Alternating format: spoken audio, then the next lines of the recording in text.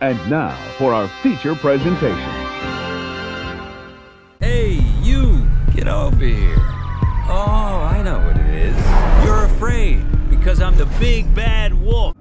What? The Bad Guys is DreamWorks' latest film based on a kid's book that I never got to read because I was too busy reading Diary of a Wimpy Kid 28. While I can't say if this is a good book to movie adaptation, I can say this: The Bad Guys is actually surprisingly good. Right off the bat, I gotta say that I really love the animation in this. DreamWorks is usually known for their realistic animation, just like Pixar, but I love the cartoony feel of this. It's so cool seeing the characters have these thick outlines to it, like it was drawn on paper first and then converted into 3D. There are moments where the fur is realistic and you can see it on the textures, but overall it's this very cartoony 2D-ish feel that mixes well with the 3D aspect of the movie. And you get that 2D-ish, 3D-ish feel mixed together with dialogue that is very witty and sharp. I love the way this movie is written and the dialogue between the characters. The bad guys become the good guys so we can stay the bad guys. You know what I'm saying? The writing and voice performances mixed in with this type of dialogue makes it very natural, even though this is obviously an animated film that's for kids and families. And it all goes to all the voice actors who make this feel like it's a natural movie where these are things that people would actually say in real life, even though they're animals. The story is about a group of 5 bad guys: Mr. Wolf, Mrs. Tarantula, Mr. Snake, Mr. Piranha,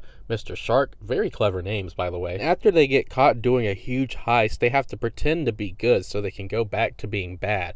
And the story isn't really all of that, but what does work is the theme of being good and bad and trying to improve yourself. Oh, I'm sorry. Have we met? I'm the villain of every story. Guilty until proven innocent, even if by some miracle we did change. Who's gonna believe us, huh? Maybe they won't, but it doesn't matter. Don't do it for them. Do it for you. This is a chance to write your own story, to find a better life for you and your friends. And the story may feel thin and a little lackluster, but the themes surrounding it really saved this movie, especially when it comes to being a good guy after being bad for so long. I'm gonna be honest with all my viewers, I'm a bad guy because I watched this movie illegally, which is how I kind of watched it way earlier than anybody else. As a kid, that commercial used to scare the hell out of me, man. Like, I would think twice before being a pirate. But I want to be good, you know? I want to be a good guy. So this movie is very, very effective in teaching me a lesson. But in all honesty, jokes aside, the moral of the story is very heartwarming and feels a little bit different from your normal kids movie. I think the story could have been tweaked near the end because we end up getting a twist villain and it becomes more about that instead of our main characters and their personal dilemmas. I know it's a kids movie and it has to be action-packed and entertaining, but it was just kind of a lackluster story element to be put into this film. Another thing I took away from this movie is something kind of weird to me, but I'm not gonna kink shame. I don't want to judge anybody, but this movie is gonna have all the furries going crazy, I promise you. And it won't just be them going crazy, it's definitely gonna be some people who are into vor. Now, if you don't know what vor is, I'll let you read it right here.